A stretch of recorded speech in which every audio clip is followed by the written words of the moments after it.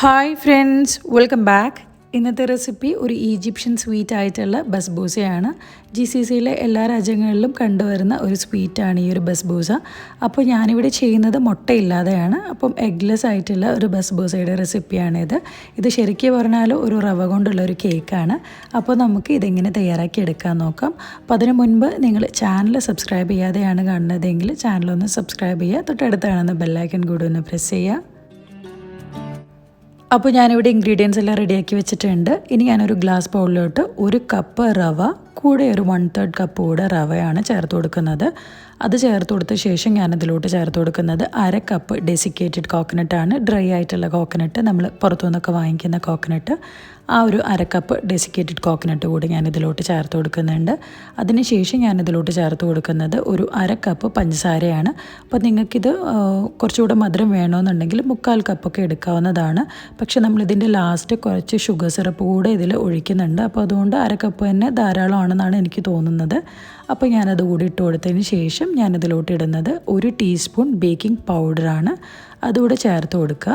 അതിനുശേഷം ഞാനതിലോട്ട് ഒരു 1/4 cup vegetable oil ചേർത്ത് കൊടുക്കുന്നുണ്ട്. അതുകൂടെ ചേർത്തിട്ട് ഇതെല്ലാം കൂടെ ഒന്ന് നമുക്ക് നന്നായിട്ടൊന്ന് മിക്സ് ചെയ്തെടുക്കാം. ഇനി ഞാനിതിലോട്ട് ചേർത്ത് കൊടുക്കുന്നത് 1 കപ്പ് പാലാണ്. അതിനുശേഷം ഒരു 1/4 കപ്പ് പുളിയില്ലാത്ത തൈര് ചേർത്ത് കൊടുക്കുന്നുണ്ട്. ഇതുകൂടെ ചേർത്ത് കൊടുത്ത ശേഷം നമുക്കിതൊന്ന് നന്നായിട്ടൊന്ന് മിക്സ് ചെയ്തെടുക്കാം. ഇപ്പോൾ നമ്മുടെ ബാറ്റർ ഇവിടെ ഏകദേശം റെഡി ആയിട്ടുണ്ട്. ഞാനിവിടെ ബസ്ബൂസ ബേക്ക് ചെയ്തെടുക്കാനുള്ള ആ ഒരു ട്രേ ഒന്ന് ബട്ടർ പുരട്ടിയിട്ട് എടുക്കുന്നുണ്ട്. അപ്പോൾ ഇനി നമുക്കിതിലോട്ട് ബാറ്റർ ഒഴിച്ചു കൊടുക്കുക. അതിനുശേഷം ഒന്ന് നന്നായിട്ടൊന്ന് ലെവൽ ചെയ്തെടുക്കാം. ഇനി നമുക്ക് ബേക്ക് ചെയ്തെടുക്കാം. 180 ഡിഗ്രിയിൽ 10 മിനിറ്റ് പ്രീ ഹീറ്റ് ചെയ്ത ഓവനിൽ വെച്ചിട്ട് ഒരു 25 മിനിറ്റ് മുതൽ 30 മിനിറ്റ് വരെയാണ് ബേക്കിംഗ് ടൈം.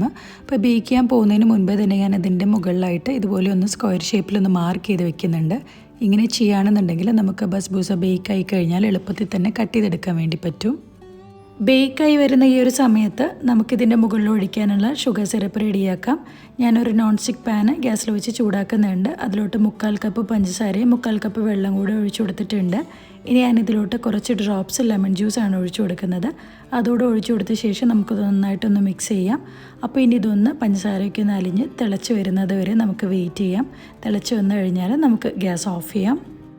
ഇപ്പോൾ ഷുഗർ സിറപ്പ് ഒന്ന് നന്നായിട്ട് തിളച്ച് വന്നിട്ടുണ്ട്. ഞാൻ ഗ്യാസ് ഓഫ് ചെയ്യാണ്. അപ്പോൾ നമ്മൾ ഒരു കാര്യം പ്രത്യേകം ശ്രദ്ധിക്കേണ്ടത്, ബസ്ബൂസയുടെ മുകളിൽ ഷുഗർ സിറപ്പ് ഒഴിക്കുമ്പോൾ നല്ല ചൂടോടുകൂടി തന്നെ ഒഴിക്കാൻ വേണ്ടി ശ്രദ്ധിക്കുക.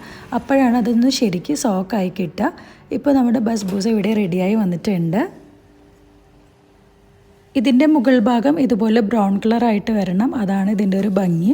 അതുപോലെ തന്നെ ഇത് ഡെക്കറേറ്റ് ചെയ്തെടുക്കാൻ വേണ്ടിയിട്ട് നിങ്ങൾക്ക് ആൽമണ്ട്സും തൊലി കളഞ്ഞ ആൽമണ്ട്സും ഉപയോഗിക്കാവുന്നതാണ്. ഞാനിവിടെ പൊടിച്ചെടുത്തിരിക്കുന്ന പിസ്താഷ്യൂസാണ് എടുത്തിരിക്കുന്നത്. അതൊക്കെ ഓരോരുത്തരുടെ ഇഷ്ടത്തിനനുസരിച്ചിട്ട് എടുക്കുക. അപ്പോൾ ഞാനിത് നേരത്തെ ഇവിടെ മാർക്ക് ചെയ്തിട്ടാണ് ബേക്ക് ചെയ്യാൻ വേണ്ടി വെച്ചത്. ആ മാർക്ക് ചെയ്ത സെയിം ലൈനിൽ തന്നെ ഞാൻ ഒന്നുകൂടെ ഇതൊന്ന് മുറിച്ചെടുക്കുന്നുണ്ട്. എന്നിട്ടാണ് ഞാനിതിൻ്റെ മുകളിലോട്ട് ഷുഗർ സിറപ്പ് ഒഴിക്കുന്നത്. അങ്ങനെ ചെയ്യുമ്പോൾ ആ ഒരു ഗ്യാപ്പിലൊക്കെ ഷുഗർ സിറപ്പ് നന്നായിട്ടൊന്ന് ഇറങ്ങിപ്പോയിക്കോളും, താഴെ വരെ എത്തും. അതിന് വേണ്ടിയിട്ടാണ് കട്ട് ചെയ്തതിന് ശേഷം നമ്മൾ ഷുഗർ സിറപ്പ് ഒഴിക്കുന്നത്. ഷുഗർ സിറപ്പ് ഒഴിച്ച് കഴിഞ്ഞിട്ട് ഏകദേശം ഒരു 3 മണിക്കൂറോളം എങ്കിലും ഇതൊന്ന് സെറ്റാകാൻ വേണ്ടി വെക്കണം. അപ്പോഴാണ് ഇതിന് കറക്റ്റ് ഒരു ടേസ്റ്റ് വരിക. അതുപോലെ തന്നെ നമുക്ക് പറ്റുകയാണെന്നുണ്ടെങ്കിൽ ഒരു ദിവസമൊക്കെ വെക്കുന്നതും നല്ലതാണ്. നമ്മൾ തലേദിവസം രാത്രിയൊക്കെ ഉണ്ടാക്കി വെച്ചിട്ട് പിറ്റേ ദിവസം ഉപയോഗിക്കുക. അപ്പോൾ കുറച്ചുകൂടെ ഒന്ന് ഷുഗർ സിറപ്പൊക്കെ സോക്കായിട്ട് നല്ലൊരു ടെക്സ്ചറും നല്ലൊരു ടേസ്റ്റ് ആയിട്ട് വരും. അപ്പോൾ എല്ലാവർക്കും ഈ ഒരു റെസിപ്പി ഇഷ്ടമായെന്ന് വിചാരിക്കുന്നു. ഇഷ്ടമായിട്ടുണ്ടെങ്കിൽ നിങ്ങൾ വീഡിയോ ഇഷ്ടമായിട്ടുണ്ടെങ്കിൽ ലൈക്ക് ചെയ്യണം. അതുപോലെ ഫ്രണ്ട്സിനും ഫാമിലിക്കും ഒക്കെ ഷെയർ ചെയ്യണം. പിന്നെ നിങ്ങൾ ട്രൈ ചെയ്ത് നോക്കുക. എന്നിട്ട് ഫീഡ്ബാക്സ് ഒക്കെ കമൻറ്റ് ബോക്സിലൂടെ അറിയിക്കുക. അപ്പോൾ ഇൻഷാ അല്ലാ പുതിയൊരു വീഡിയോ ആയിട്ട് വരുന്നത് വരേക്കും ബൈ.